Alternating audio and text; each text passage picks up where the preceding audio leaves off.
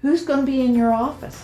Who's going to be representing you in your practice?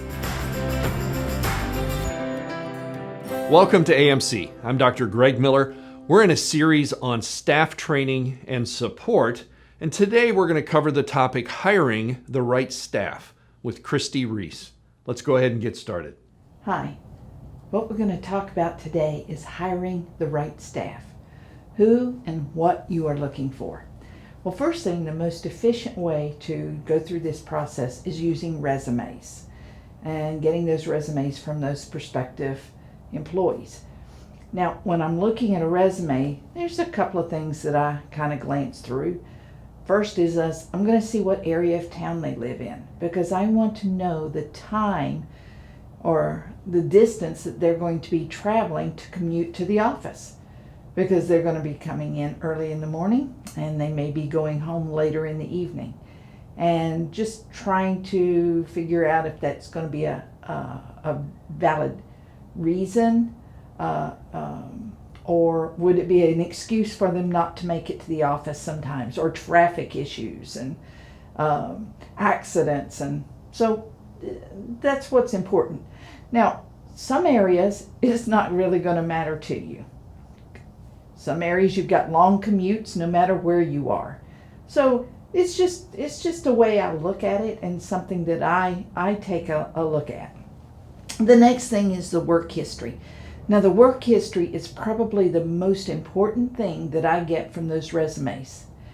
And that is because I'm looking for what I call a stable employee. Someone that wants a job, that stays on a job minimum 2 years. I'm looking for 5 years before they change. One that doesn't like the changing of jobs. Now, if I see a resume that has a job hopper, a year, year and a half, a year and a half, guess what? That's their trend. That's almost like their DNA, and they're going to do that same thing to you. We invest a lot of time and a lot of money into our staff. So I don't want somebody that has the normal ideas and trends that they're going to take a walk and go to the next job because they're bored or whatever reasons they may have for leaving. The next thing is a lot of people get fooled by looking for experience in a previous chiropractor's office. I don't always look at that as a good thing. Why? Because they come with preconceived ideas. They come with pre-notions of how something should be run because that's the way they did it in the other office. Well, that's not necessarily how you do it in your office. So are you going to have to undo things? Are you going to have to deal with a lot of, well, this is the way I know how to do it? See, a lot of times what happens is we go, wow, we found somebody, we won't have to train her as much. Big mistake.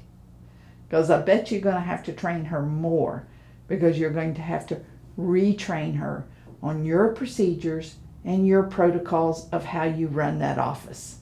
So be aware of that. Now, the next thing that you can look at is in the resumes is the salary range. Now, most resumes don't tell us the salary, so we are really on a guessing game at that point in time. But you can look at the level of those positions that they have and get a general idea if this is going to be an employee that's going to be outpriced for your position that this is going to pay.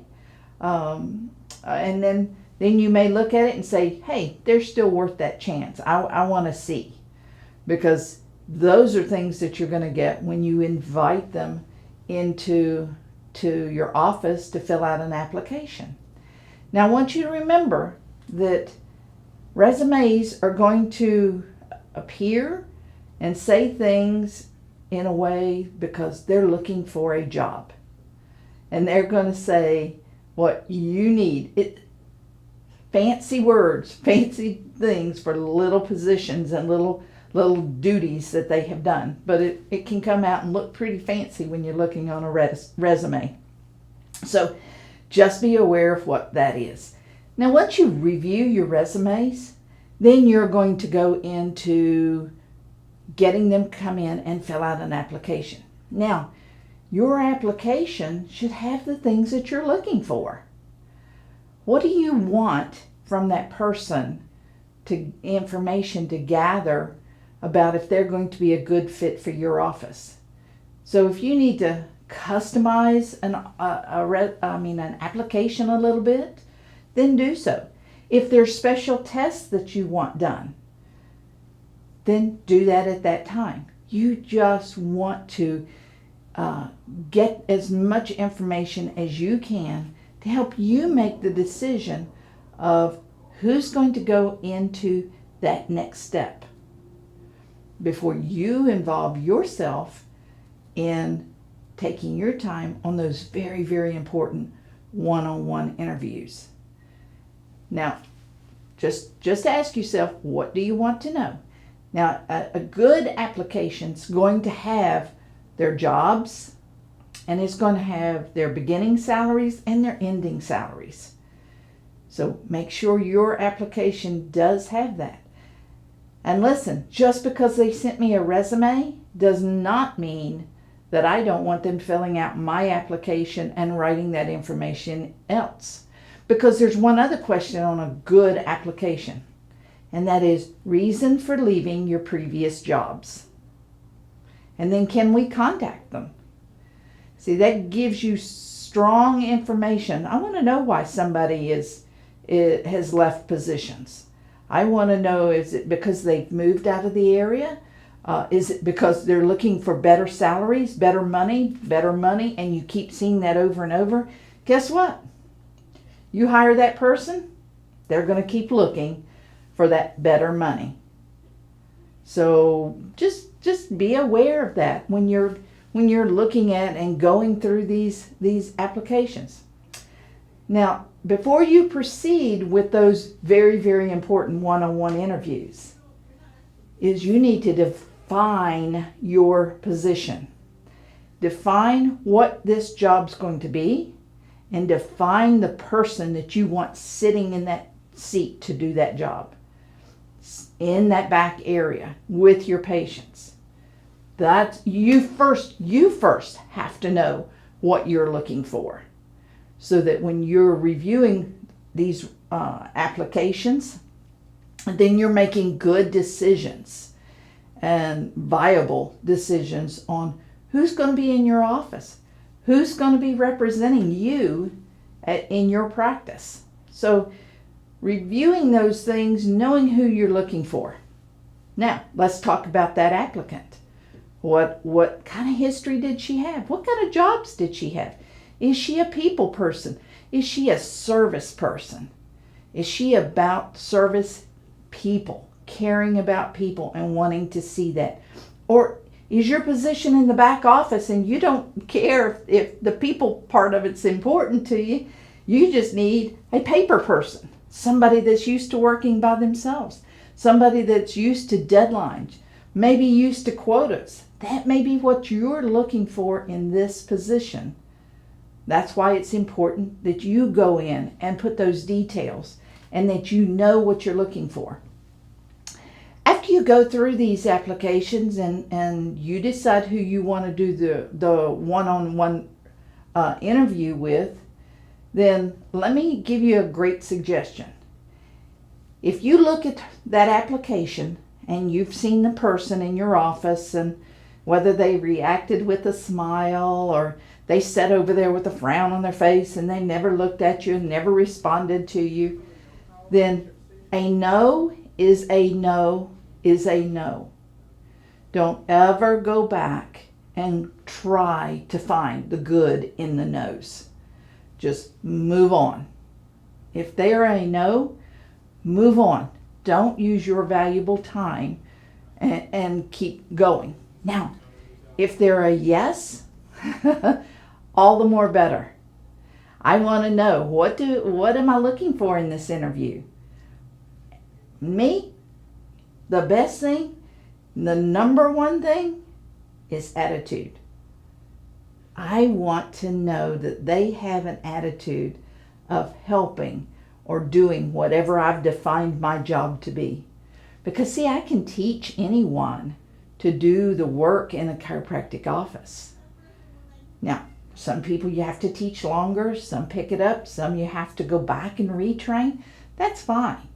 But if they have a desire to do better and be better and help people, I don't really care about that work history, other than the chiropractic experience, because that still is very costly to me. I can train anyone with that right attitude. But if they're just there because they need a job and they'll trying to snow you that they're going to be a great person, be aware of that. Look for that. Because I'm telling you, if they're just looking for a job right now, they're going to keep looking. And when they find something they think is better, they're going to disappear on you. Don't let that happen. Now, with all the stuff you've got, you still have that 50-50 chance. Because you have to like them, and they have to like the office. They have to like what they're doing. So I do the interview, and if I really like this person, then I'm going to bring them back in to shadow in my office and let the staff have an input.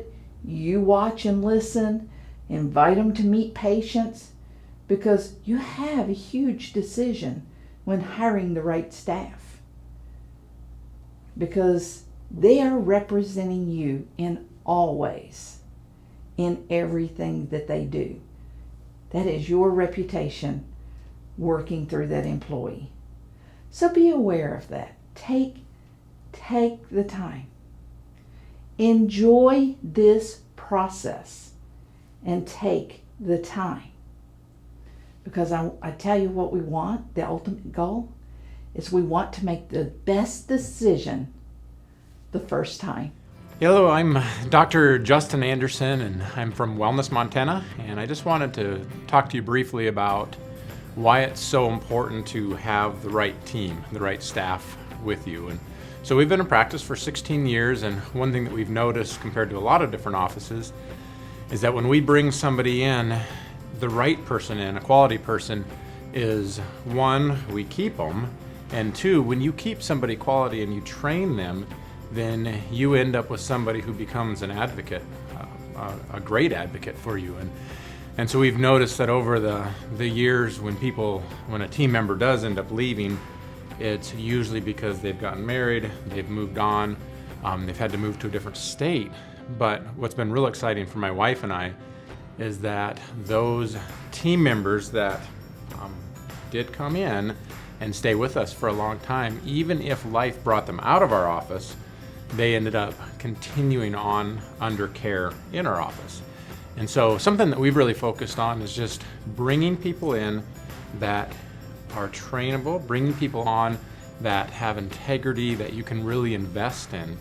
And even if it takes more time, more effort up front, it's an invaluable thing to do, because these people become extremely loyal to you and for you, and they actually become your number one advocate. So I can't say enough about hiring the right people, and we just do it no other way, because I can sleep way better at night knowing that my office is being run by a quality team member. So Thanks for joining us today. As a reminder, we've got regular webinars that go into even more detail on this topic. Check the description for more ways to get our content and sign up. If you'd like more information about AMC and how it might help your practice, you can always reach out to us at amcfamily.com.